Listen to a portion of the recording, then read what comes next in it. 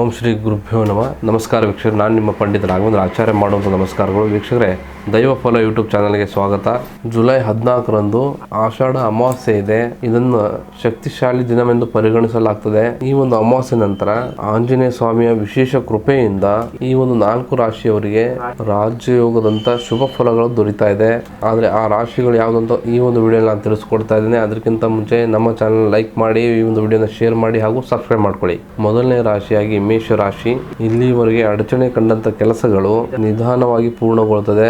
ಉದ್ಯಮ ಕ್ಷೇತ್ರದಲ್ಲಿ ಹೊಸ ಅವಕಾಶಗಳು ಸಿಗ್ತದೆ. ಆರ್ಥಿಕ ಸ್ಥಿತಿಯಲ್ಲಿ ಸುಧಾರಣೆ ಕಂಡು ಬರ್ತದೆ. ಸಾಲದ ಒತ್ತಡ ಕಡಿಮೆ ಆಗ್ತದೆ. ಇನ್ನು ಎರಡನೇ ರಾಶಿಯಾಗಿ ಸಿಂಹ ರಾಶಿ. ಸಿಂಹ ರಾಶಿಯವರಿಗೆ ಗೌರವ ಮತ್ತು ಪ್ರತಿಷ್ಠೆ ಹೆಚ್ಚಾಗ್ತದೆ. ಅಧಿಕಾರಿಗಳಿಂದ ಮೆಚ್ಚುಗೆ ಸಿಗ್ತದೆ. ವ್ಯವಹಾರದಲ್ಲಿ ಉತ್ತಮವಾದಂತ ಲಾಭ ದೊರೆಯುವಂತ ಸಾಧ್ಯತೆ ಇದೆ. ಮೂರನೇ ರಾಶಿಯಾಗಿ ವೃಶ್ಚಿಕ ರಾಶಿ. ಬಹಳ ದಿನದಿಂದ ಕಾಯ್ತಿರ್ತಕ್ಕಂಥ ಶುಭ ಸುದ್ದಿಯನ್ನು ಸಿಗ್ತದೆ.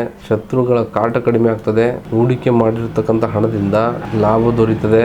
4ನೇ ರಾಶಿಯಾಗಿ ಧನು ರಾಶಿ. ಅದೃಷ್ಟದ ಸಂಪೂರ್ಣ ಬೆಂಬಲ ದೊರೀತದೆ. ಉದ್ಯೋಗ ಮತ್ತು ವ್ಯವಹಾರದಲ್ಲಿ ಎರಡರಲ್ಲೂ ಕೂಡ ಪ್ರಗತಿಯನ್ನು ಕಾಣಬಹುದು.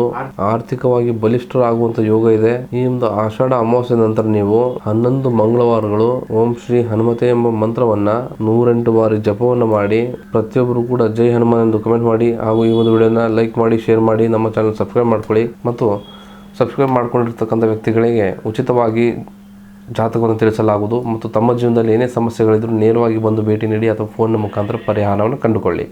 ಧನ್ಯವಾದಗಳು.